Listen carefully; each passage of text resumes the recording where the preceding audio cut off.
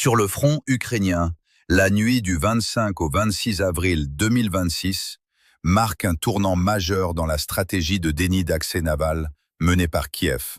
Une opération d'une complexité sans précédent, signée par l'unité Alpha du service de sécurité d'Ukraine, le SBU, ciblant simultanément 8 objectifs distincts en Crimée occupée, une frappe de saturation qui a non seulement anéanti des capacités matérielles critiques, mais vise, selon toutes les indications, le cœur même du commandement russe. Le service de sécurité d'Ukraine a patiemment orchestré cette offensive, attendant le moment critique où la concentration des hauts gradés russes était à son paroxysme au sein des installations stratégiques de la base navale de Sébastopol pour déclencher l'attaque. L'opération a entraîné la destruction ou la neutralisation complète de cibles de haute valeur, dont 3 navires de guerre, un intercepteur stratégique MiG-31, une station radar cruciale, ainsi que les infrastructures de maintenance technique de l'aérodrome militaire de Belbek.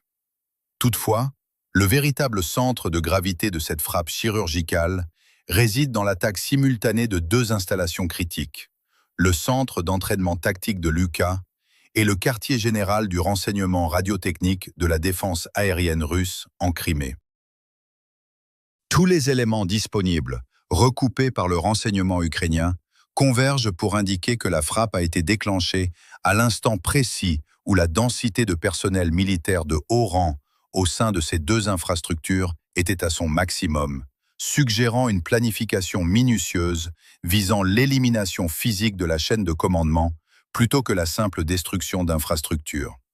Côté russe, le silence officiel concernant le bilan des pertes en vies humaines est total, une absence de communication qui, en soi, est interprétée par les analystes comme la confirmation de pertes significatives et embarrassantes pour le Kremlin, tant la profondeur du renseignement préalable et la précision de l'exécution tactique derrière cette opération sont frappantes.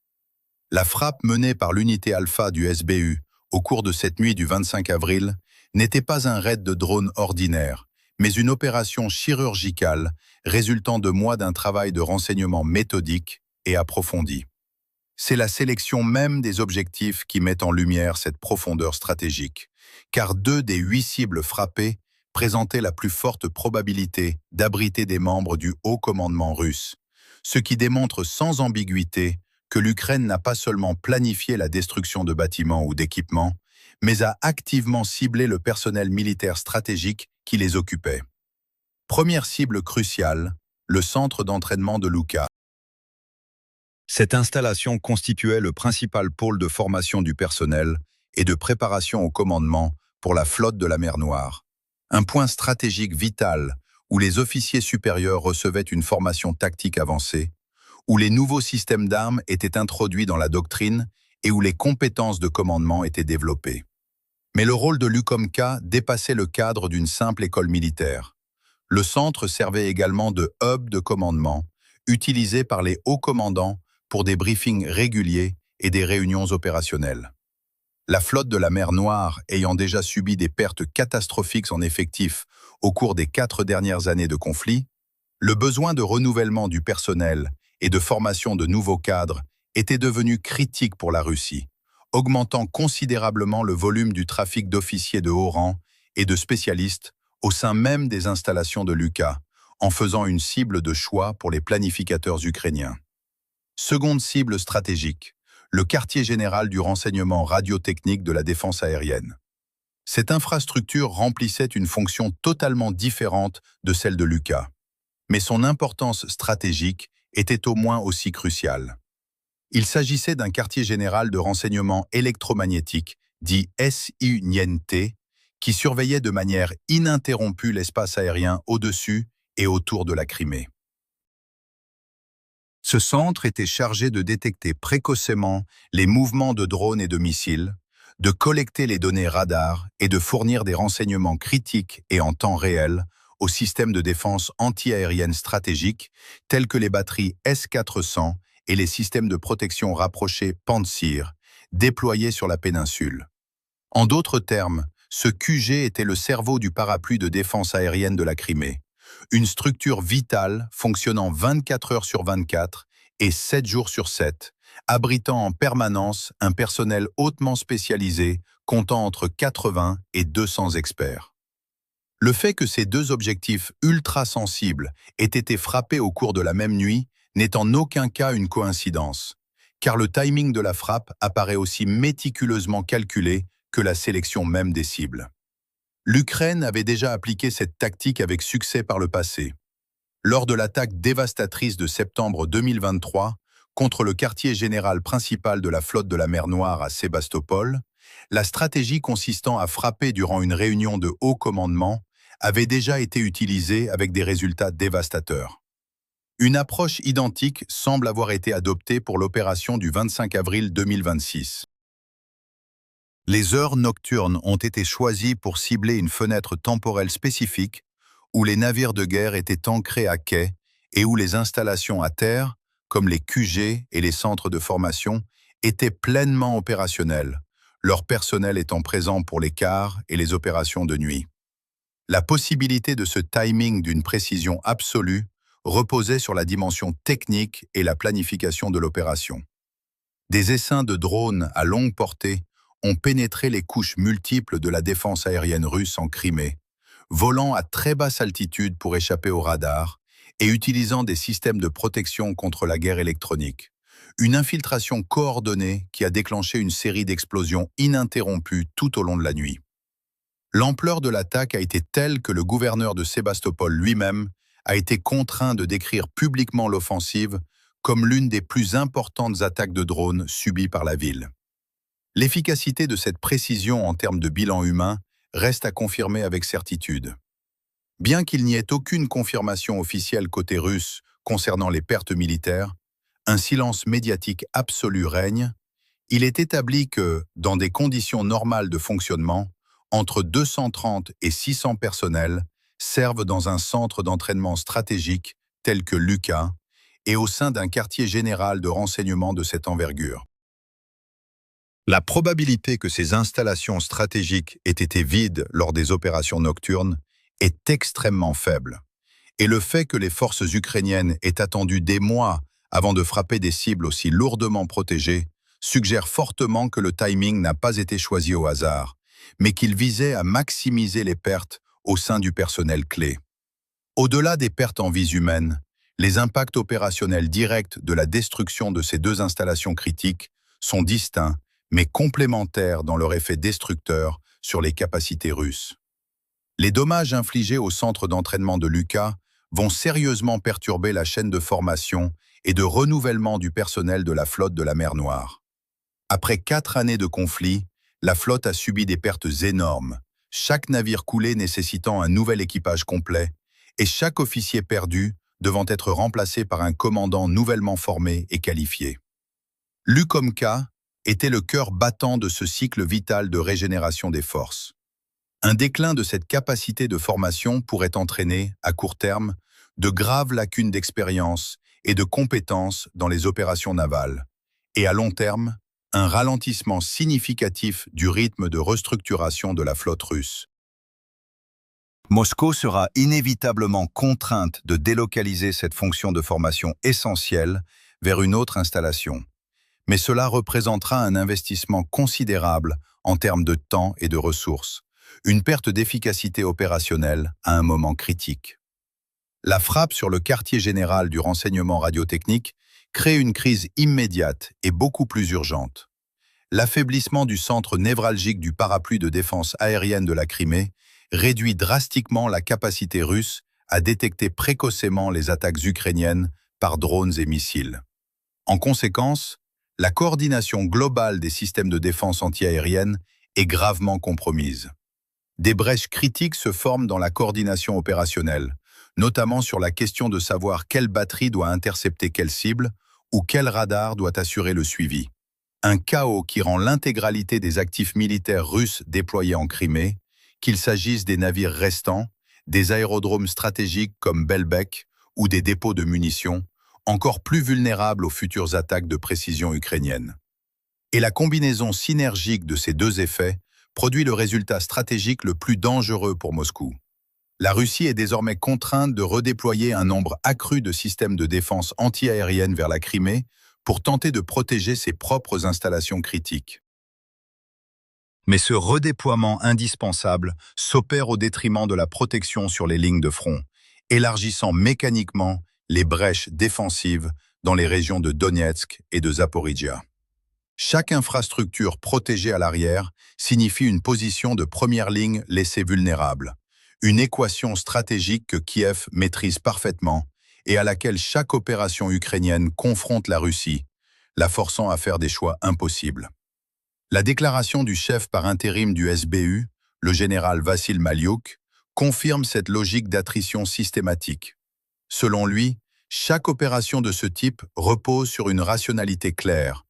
Nous détruisons systématiquement les éléments clés de l'infrastructure militaire de l'ennemi. Il ne s'agit pas seulement de perte d'équipement, mais de la destruction de la capacité de l'ennemi à contrôler la zone, à protéger ses forces et à planifier de nouvelles attaques.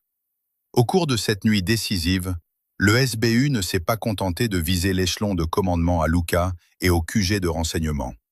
L'unité Alpha a frappé simultanément l'intégralité du système nerveux de la flotte de la mer Noire, ciblant chaque couche fonctionnelle de l'organisation.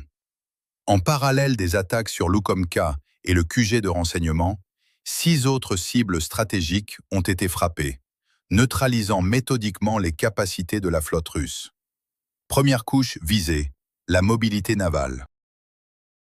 Les navires de débarquement Yamal et Filchenkov ont été frappés et neutralisés, une attaque qui porte un coup d'arrêt à la capacité de la Russie à transporter des troupes, des véhicules blindés et des équipements lourds de la mer vers le rivage. Or, ces navires constituaient le fondement même de toute capacité d'assaut amphibie. Il est important de noter que ce n'était pas le premier coup d'arrêt porté à cette capacité. Une semaine auparavant à peine, le 18 avril, la même unité Alpha avait déjà frappé 3 autres navires de guerre russes en Crimée, ce qui représente 2 opérations majeures d'envergure menées à seulement 8 jours d'intervalle par la même unité d'élite. Deuxième couche fonctionnelle paralysée, le renseignement naval. Le navire de reconnaissance Ivan Kurs, véritable yeux et oreilles de la flotte, a été touché. Ce bâtiment n'était pas un navire de combat. Sa mission exclusive était l'interception de signaux et de communications, la surveillance électronique et le recueil de renseignements électromagnétiques. Cette plateforme technologique permettait à la Russie de surveiller les mouvements de l'adversaire au-delà de l'horizon, de collecter des données vitales et de transmettre ces informations au système de commandement. La mise hors service de l'Ivan Kurs revient à aveugler une partie cruciale de la flotte, et une flotte aveugle est une flotte vulnérable. Troisième couche fonctionnelle neutralisée, la puissance aérienne. Un intercepteur MiG-31, déployé sur l'aérodrome de Belbek, a été détruit. Il ne s'agissait pas d'un simple chasseur. Certaines variantes du MiG-31 sont capables de transporter l'arme la plus avancée de l'arsenal russe, le missile hypersonique Kinzhal. La production en série du MiG-31 ayant cessé en 1993, chaque perte est définitive et irréversible, le stock étant limité. Les installations de maintenance technique de l'aérodrome ont également été frappées, endommageant gravement l'infrastructure nécessaire au maintien en condition opérationnelle des aéronefs. En ciblant les infrastructures de soutien, l'Ukraine démontre qu'il n'est pas nécessaire de détruire chaque avion individuellement. Il suffit de neutraliser le garage tactique qui les rend opérationnels. Quatrième couche fonctionnelle visée, la surveillance et la défense côtière. La station radar MR10M1 mise M1, un système de surveillance côtière de pointe conçu pour détecter les cibles de surface, a été frappée. Ces frappes ne sont pas des événements isolés. Quelques jours auparavant, les 21 et 22 avril, les forces ukrainiennes avaient déjà frappé le centre de commandement de Streletka à Sébastopol, le hub de contrôle du trafic naval qui coordonnait l'intégralité des mouvements des navires de la flotte de la mer Noire. En l'espace d'une semaine seulement, le cerveau, les yeux, les oreilles et le poing de la flotte ont été ciblés méthodiquement, l'un après l'autre. Frapper un navire cause des dommages. Détruire un radar crée de la cécité. Attaquer un centre d'entraînement sectionne le renouvellement futur. Mais les frapper tous simultanément ne constitue plus une simple attaque. C'est un démantèlement systématique et planifié des capacités stratégiques. La dimension la plus saisissante de cette évolution historique est le fait que le pays qui parvient à ce résultat ne dispose pas de marine conventionnelle. Une réalité qui doit être soulignée. L'Ukraine, sans navires de guerre, sans frégate, sans sous-marins opérationnels, a réussi l'impensable en théorie militaire, conquérir la supériorité navale. L'Ukraine a pulvérisé ce dogme stratégique. En 4 ans, elle a détruit 30% de la flotte de la mer Noire, atteignant ce résultat grâce à une évolution technologique et tactique en 5 étapes cruciales, chaque étape brisant une certitude que la Russie considérait comme acquise. Le premier coup de semonce décisif remonte à mars 2022, lorsque l'Ukraine a frappé le navire de débarquement Saratov dans le port de Berdiansk à l'aide d'un missile balistique Tochka-U. 2 autres navires amarrés à proximité avaient également été endommagés lors de cette attaque inédite. Cette frappe a anéanti la certitude la plus fondamentale de la Russie, l'idée que ses ports militaires étaient des sanctuaires inviolables. Frapper un navire de guerre à l'intérieur même d'un port à l'aide d'un missile balistique était une tactique presque inédite, et l'Ukraine l'a accomplie dès les premières semaines du conflit. 1 mois plus tard, l'Ukraine a coulé le navire amiral de la flotte de la mer Noire, le croiseur Moskva, en utilisant des missiles anti-navires Neptune de conception nationale. Le Moskva n'était pas un simple navire, il était le parapluie protecteur de l'intégralité de la flotte contre les attaques aériennes, grâce à son puissant système de défense S-300F. Lorsque ce parapluie s'est effondré, les navires russes se sont retrouvés sans défense face aux menaces aériennes. C'était le premier naufrage d'un navire de guerre de cette classe depuis 1982, un événement qui est devenu un tournant majeur dans l'histoire de la guerre navale moderne. Par la suite, les drones de combat Bayraktar TB2 sont entrés en scène, traquant méthodiquement les navires de débarquement, les vedettes d'assaut et les navires de soutien russes autour de l'île des Serpents. Lorsque les navires transportant des systèmes de défense anti-aérienne vers l'île stratégique ont été détruits, l'artère logistique vitale alimentant la garnison a été sectionnée, forçant la Russie à un retrait humiliant. Le mythe de l'île imprenable s'est effondré. Ces pertes ont prouvé que l'Ukraine avait appris à ne pas viser uniquement les grands navires, mais à démanteler l'intégralité de la chaîne logistique soutenant une base avancée. Mais la véritable révolution technologique est survenue en 2024 avec l'introduction massive des drones de surface navale, des engins sans pilote de type Mura V5. Ces petites embarcations, dont le coût de production ne dépasse pas quelques centaines de milliers de dollars, ont commencé à couler des navires de guerre valant des centaines de millions de dollars. Le corvette lance-missile Ivanovets a été détruite dans le lac Donuslav. Les drones l'ont d'abord immobilisé avant de frapper à nouveau, provoquant une explosion catastrophique. 2 semaines plus tard, le navire de débarquement César Kunikov a été coulé près d'Alupka, frappé simultanément des 2 côtés par des drones de surface, une attaque coordonnée qui a scellé son sort. Les drones de surface navale ont écrit l'histoire de la guerre navale comme des tueurs de navires redoutables. Ces engins, autrefois considérés comme des gadgets tactiques par certains analystes, ont réécrit les règles de l'engagement naval et prouvé une réalité indéniable. Il n'est pas nécessaire de posséder une marine valant des centaines de millions pour couler un navire valant des centaines de millions. En 2026, l'Ukraine a atteint le summum de cette évolution stratégique. Non plus des attaques sur des cibles individuelles, mais des frappes en essaim simultanés, coordonnées et multicouches. Tout au long du mois d'avril 2026, l'unité Alpha du SBU a lancé 3 opérations majeures contre la Crimée. L'attaque contre 3 navires de guerre le 18 avril, la frappe contre le centre de commandement de Streletka les 21 et 22 avril, et enfin l'attaque simultanée contre 8 objectifs le 25 avril. En l'espace de 10 jours, presque chaque couche fonctionnelle de la flotte de la mer Noire a été visée et dégradée. En 4 ans, l'Ukraine a détruit systématiquement une certitude stratégique russe à chaque étape de l'évolution de ses armements. La certitude que les ports étaient sûrs a été brisée. Celle que le navire amiral ne pouvait pas couler s'est effondrée. Le dogme de l'île imprenable est tombé. La croyance que les drones navals n'étaient que des jouets a été démentie par le naufrage de navires. Et l'idée que les eaux lointaines de la mer Noire étaient des zones de sécurité a été anéantie. En avril 2026, la dernière certitude russe s'est effondrée. Les centres de commandement et les bases d'entraînement stratégiques en Crimée sont intouchables. L'intégralité de la péninsule est désormais à portée de drones de précision ukrainiens.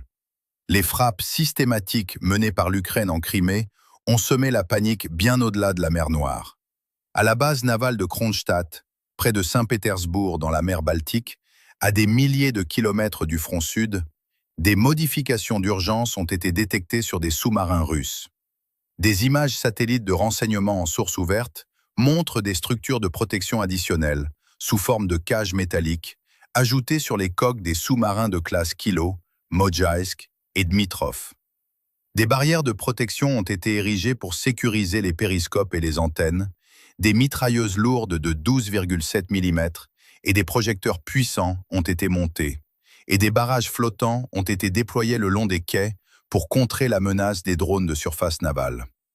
La signification géopolitique de ces images est monumentale. Les sous-marins russes opérant dans la mer Baltique, au cœur de ce qui était considéré comme une zone de sécurité stratégique, redoutent désormais la menace des drones navals ukrainiens opérant à des milliers de kilomètres. Le désastre naval en mer Noire a forcé la Russie à revoir totalement et en urgence les mesures de protection des forces sur l'intégralité de sa flotte navale. Une remise en question profonde qui ébranle la perception même de la puissance navale russe à l'échelle mondiale. Et la panique ne se limite pas au domaine militaire. Elle s'étend désormais à la sphère politique. Le gouvernement russe planifie activement de nommer un opérateur de sécurité unique pour assurer la protection du pont de Crimée, enjambant le détroit de Kertch, ainsi que du pont énergétique et du principal gazoduc alimentant la péninsule, par le biais d'un projet de loi préparé en urgence par le ministère des Transports. Ce projet de loi doit être soumis à la Douma d'État d'ici septembre 2026. La peur obsessionnelle de Vladimir Poutine d'une frappe ukrainienne décisive sur le pont de Crimée ne peut plus être dissimulée. Et même les propres propagandistes du régime russe sont lucides sur la gravité de la situation. Un blogueur militaire russe de premier plan, présent en Crimée lors de la frappe nocturne du 25 avril, a ouvertement défié Poutine sur les réseaux sociaux, écrivant que « la défense antiaérienne protège entièrement le palais de Poutine à Valdaï », insinuant qu'il n'y a plus de système de défense disponible pour protéger la Crimée. Le journaliste impérialiste russe influent Maxime Kalachnikov n'a pas pu cacher sa déception amère face à la situation. Les drones ont frappé non seulement Sébastopol, mais même la production d'acide sulfurique à Cherepovets. Et pourtant, la 5e année de la démilitarisation de l'Ukraine se poursuit. Ces déclarations incendiaires démontrent à quel point les mises en garde émanant de la base même du soutien au Kremlin se sont intensifiées. Les blogueurs militaires ne se contentent plus de répéter le narratif officiel selon lequel tout est sous contrôle. Ils avertissent désormais ouvertement « Nous perdrons cette guerre à ce rythme ». Et le Kremlin semble incapable de réprimer ou de répondre à ces voix discordantes, car les images satellites et les vidéos en provenance de Crimée démolissent systématiquement les mensonges officiels. C'est le point culminant où la question stratégique de la capacité de l'Ukraine à reprendre la Crimée refait surface de manière centrale. Le lieutenant-général américain à la retraite Ben Hodges résume cette stratégie d'étranglement de manière très claire. Selon lui, l'Ukraine n'a pas besoin d'un assaut frontal direct sur la Crimée pour l'instant. Elle doit continuer à isoler la Crimée du territoire russe, à frapper les aérodromes et les systèmes de défense antiaérienne stratégiques et à rendre le pont de Kertch totalement inutilisable. Le plan d'action en 3 phases décrit par Hodges est sans équivoque. La phase 1 consiste en l'isolement complet de la péninsule, en coupant les voies d'accès au continent russe par la destruction du pont de Kertch et du corridor terrestre. La phase 2 vise à rendre la présence russe en Crimée intenable, en ciblant les bases navales, les dépôts logistiques, les aérodromes et les centres de commandement par des frappes de précision ininterrompues. Et la phase 3 constitue la libération finale de la péninsule. Et l'Ukraine exécute actuellement cette phase 2 de manière méthodique et systématique.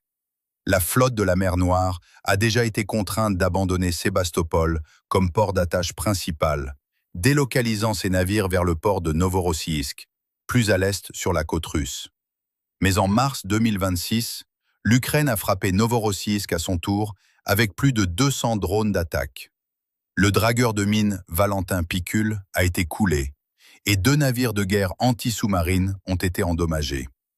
Le message stratégique envoyé par Kiev est limpide. Novorossiysk n'est pas non plus une zone de sécurité, et la Russie est en train de perdre l'usage de chaque port qu'elle considérait comme protégé. L'isolement logistique de la Crimée s'accélère également de manière dramatique. Nos derniers ferrys ferroviaires stratégiques assurant la liaison à travers le détroit de Kertch a été neutralisé au début du mois d'avril. Et le dernier navire marchand assurant la liaison dans le détroit a également disparu des écrans radars. Le pont de Kertch lui-même ayant déjà été gravement endommagé lors d'attaques précédentes, le commandement militaire russe ne lui fait plus confiance pour le transport de charges militaires lourdes. Selon l'analyse stratégique de Hodge, lorsque la Russie ne pourra plus utiliser en toute sécurité les ports, le pont et les ferries de la Crimée pour son approvisionnement militaire, la péninsule perdra sa valeur stratégique réelle pour Moscou. Et ce scénario est déjà en train de se réaliser sur le terrain. De plus, la Russie est dans l'incapacité technologique et matérielle de remplacer ses pertes navales catastrophiques. La plupart des navires de guerre russes en service datent des années 1970 et 1980. La production de nouveaux grands navires de guerre est devenue virtuellement impossible en raison des sanctions internationales paralysantes, des pénuries chroniques de composants occidentaux et de la saturation des capacités des chantiers navals russes, où les retards et les dépassements de coûts sont chroniques. Quant à la production en série du MiG-31, elle a cessé définitivement en 1993. Seules des opérations de modernisation limitées sont possibles à l'usine Sokol, mais aucune nouvelle production de cellules d'avion n'est envisageable, ce qui signifie que chaque perte de MiG-31 est irréversible et définitive.